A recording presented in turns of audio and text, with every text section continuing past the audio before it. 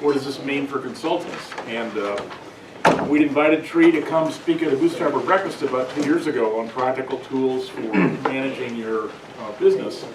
I knew she was a great speaker, and I thought of her immediately to invite her today, so I'm glad we were able to get her time. I know you're starting into the busy season for all your work. Without further ado, Tree Hong.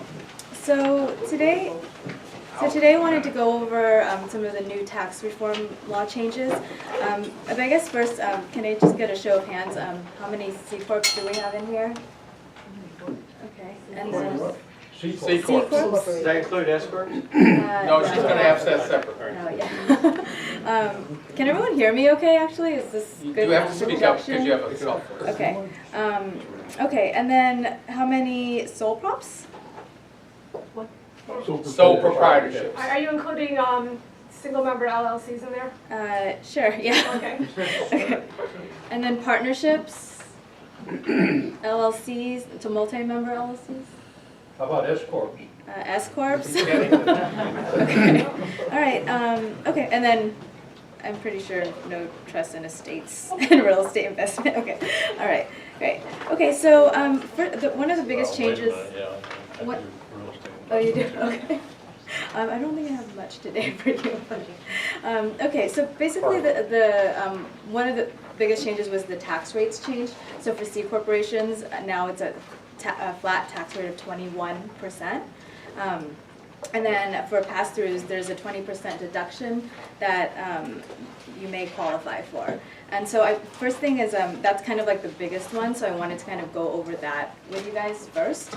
And so I have a few examples in here that we'll go over, but I guess we'll just get started with kind of what the law says. Okay, so basically, if you're a pass-through entity, which includes sole props as well, and also rentals, then you may get a 20% deduction off qualified business income. And so qualified business income is pretty much your net profit for the most part from your business, but it does not include investment income, and this does also not include like your W-2 wages, and it doesn't include guaranteed payments. Is everybody pretty familiar? So Schedule C. Yeah, so your net income on Schedule C, if you are a sole prop. But if you're an S corp and you have interest income and things like that, that would not be included in qualified business income. And you said rental, so Schedule E as well? Yes. Mm-hmm. Yeah. So, if I understand you correctly, S Corp that passes through is not entitled to the 20% deduction? Oh, it is entitled, but if the S corp has investment income, the investment income does not count toward business income. Okay. For this, yeah. For this, okay. Yeah. So what does that mean? So if I was making 100,000 profit on my Schedule C, 20% of that would be taxed at the 21% rate, or? No, on your Schedule, no, you actually be taxed normally, but then you might get a 20% deduction off of your net income. So let's say your Schedule C, you had 100K net income, then you could get a 20% deduction, so you'd only pay tax on 80K of your business income. Okay. Well, let me see if you understand it. There's income on Schedule C, but Right. that's not what you put on your 1040. No. So are you talking about the 20% is applied to the 1040 or to the income on Schedule C? To business income, so income on Schedule C. So the bottom line is Schedule C. Yes. Yeah. So where it gets a little murky here is Schedule C also includes a bunch of deductions that reduce your income. Right. Are they all still valid? I've asked her to go through those. Yeah, so those are still valid, and so again, we're talking about the net income, so that's gross revenue minus all your regular expense deductions, and then that will be your net business income, and that's the income that will get the 20% off. Is there any limit to that? So if I was doing Yes, a so Well, million, we're gonna. Gonna have to go over the expenses, but Yeah, why don't we give her a chance to talk? Huh? Alright, so, I should have warned you, there's going to be a lot of help. A lot of people that help you give this talk. yeah, no worries. Okay, so basically, yeah, there are limitations. So, but the first thing I wanted to do was just kind of go over a really basic example for everybody. So if you go onto, sorry, first let's go.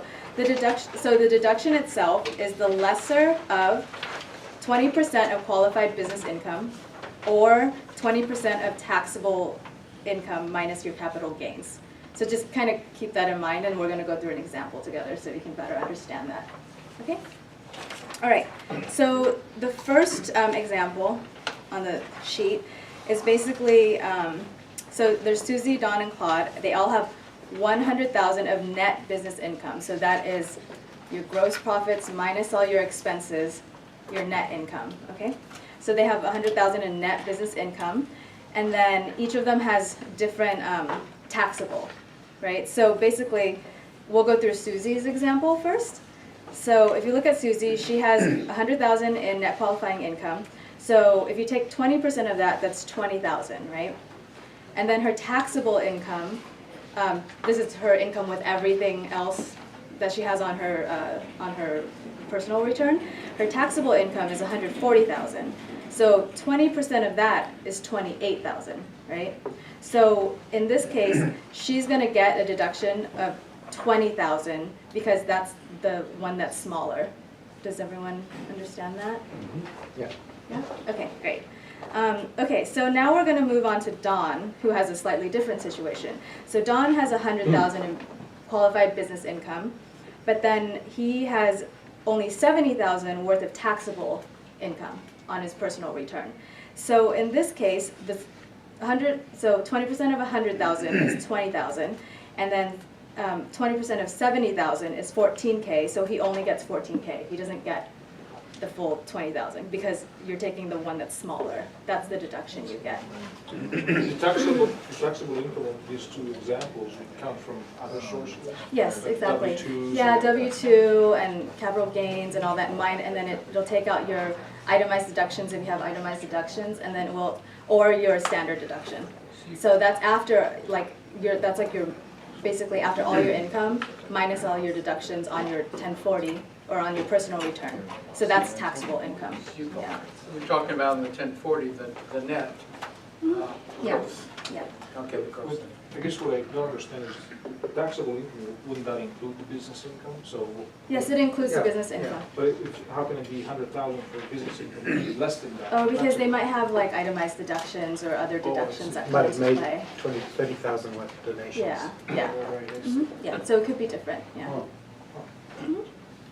So, for us S-Corp folks that also have a salary, Mhm. so my pass-through comes in on a K-1.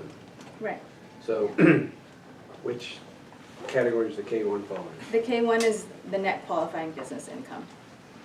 And then your W-2 plus that will add up all to be your taxable or Right. whatever else you have. Yeah. Right, Yeah. And then minus your itemized deductions or whatever you have. Yeah. right. Okay. So just to be clear, the capital gains are not the capital gains in the business, it's your personal. Yes, that's your personal cap gains. Yeah. Okay, So so the next example is one where, again, same $100,000 for business qualifying business income. There's now 120% of regular taxable, but now there's 30,000 of capital gains. So what you do is you take to figure out the smaller of, you take the taxable income minus the capital gains, right? So that will be 90K. So 20% of 90K is 18,000. And then on your business income, it would be 20,000 deduction. So you take the smaller of either, and then that turns out to be, you get an $18,000 deduction. So the 120 includes the 30 to start with. Yes, yeah. So you have to take out your capital gains, if you have any. Okay. All right, so that was that's like the most simple part of this also. Did everyone get on that part? So just one question, Yeah. you keep saying qualifying, what does that mean, qualifying? Oh yeah, so I can tell you that. I think I was going to get to that. So qualifying, again, actually I already kind of went over it, but then, yeah, qualifying business income is basically your income from your business activities, but it does not include, again, like if you have investment income in your S-Corp or something, it would not include that. And then W-2, for example, if you take W-2 wages out of your S-Corp, then it does not include your W-2 wages. Guaranteed payments for LLCs and partnerships, it does not include guaranteed payments either. So it's pretty much like the bottom line of your operations. Yeah. So in terms of data, can you tell me the net qualifying business income, which line is it on Schedule C? That would be, let's see, I have the Schedule C here. So 31, yeah. Would that be after or before pension payments? So for Schedule C,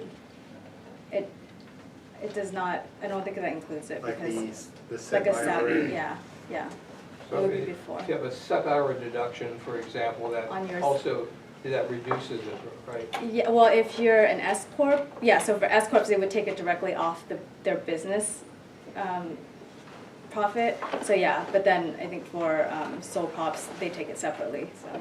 Yeah, you work out your business So you income, get- Yeah, and then you deduct take your it. set by hour. Yeah. So like But as I-401K, you really take it from the 1040. Yeah, so again, yeah, it's the business profit, so I think for sole props, single member LLCs, it's separated, but for S corps, it's all together. Yeah, because S corp has to take it through the business itself. Yeah. Okay, And we can't deduct this in 2017.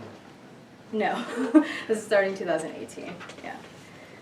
Okay, so the next thing I wanted to go through were the phase-out limits. So there are limits. If you're married filing joint, then the phase-out range is 315,000 to 415,000. And then if you're anything else, then the phase-out range is 157,500 and 207,500. And that's on the last page of the handout for reference later. Is that the deduction or the total amount? That's actually if your taxable income goes into this range, then there are limits on it. If it's under, then you'll get to the 20%. But if it gets into this range or goes over, then there's limitations to it, and we'll go through some examples as well on that. So the range, is that combined joint income, or Yes. does that just for the business? It's all the income. All the, Yeah, yeah, including like if you're married, it would include your spouse's income too. okay. Okay. Okay, so kind of bad news for service-based businesses. So if you are at the top of this range, if you pass the top of the range in taxable income, you lose the deduction altogether. You cannot take it unless you do engineering services or you're an architect. So you mean service-based business, can you just define what you mean by service-based business? Yeah, sure. So actually, I have this quote that's kind of like what the IRS goes by, and I'll just read it to you guys. It's any trade or business where the principal asset of such trade or business is the reputation or skill of one or more of its employees. And then another way that I've kind of heard other CPAs talk about it is if you don't show up to work the next day, will the work, like, you know, whatever service or whatever you're providing to your client, will that get done? So for example, like if I don't show up to do taxes, that tax return will not get done. But if like I owned a restaurant and it's just putting together like cheeseburgers or something or pizza, then, you know, almost anybody could do that, and they're selling a product, so it's, yeah, so that's. Professional services, is that another way of characterizing it? Yeah, yeah, and I So think what, most consultants. attorneys and people like Yeah, that? attorneys, Management consultants. CPAs, yeah, most consultants, yeah, so. But they carve out engineering and architecture, and if you're doing engineering, but it's your skill as an engineer, which of those sentence or fragments controls? If you're doing engineering, are you creating like a product, or are you just consulting, are you consulting? And like- engineering services can be varied and can, among people in this room, Right. could really, for 2 hours I could be advising, for another 2 hours I could be designing, writing, you know, drawing drawings. Yeah. Which of these things is controlling? Is it say anybody and everybody who provides a service, regardless of all this other terms and everything, if you provide a service, this doesn't apply, you don't get the 20%? Or does it say, if you do engineering or architecture, we don't care whether it's you, your individual what do they say, principal asset, skill of one person. Mhm. If it's engineering architecture, maybe that doesn't apply. Which is it? Has there been any guidance that says which of those controls? No, so there hasn't been any guidance, and I actually I was gonna talk about that later, but yeah, like, for example, if there's like a mixed business, like a doctor who also sells vitamins, so he's selling a product, but then he also, they have not come out with any guidance on that yet. So we're not sure about that at this moment. So basically, if you sell your time versus sell a product, Sure, I mean, you could, think about it that way. to Yeah. simplify it, to generalize it. Yeah. But if you sell your time doing engineering, does it matter? Well, actually, engineering is exempt from this anyway, so Exempt? even engineering services are exempt from But what's this. the definition of engineering, and then Yeah. also, Maybe you guys could- and what, yeah. what about subcontractors? What do you mean, what about subcontract, like, Well, how does that, if you're doing, I manage IT for small and medium businesses, but I have companies that subcontract parts of the work. so you are hiring subcontractors? Yeah. Okay, so, is your question, what's your question regarding the subcontractors, though, that you're hiring? Like, are Well, you? how does that play into this, and It's an the expense. definition Well, of there's- the yeah. definition of a service Expense. business? That has nothing to do with it. Yeah, it's just basically the subcontractor is an expense to you, so you get to already write that off as a deduction, as an expense, and then But it I'm talking about lowers. as far as a definition of a service business. I don't think who you hire, I'm not sure if who you hire would always I bring think it's the into it. principal activity, and that probably is the code that you use on your Schedule C, or if you're using Schedule C. GSA has a list of numbers and professions attached to these numbers with their specific definition of services that consultant provides. If you go to gsa.gov, you'll look at about 200 plus, 2,000 plus codes that each has definition on it. My own practice, about 60% of my job is engineering development and 40% is service, because I'm supporting my clients. So as I need to deduct and explain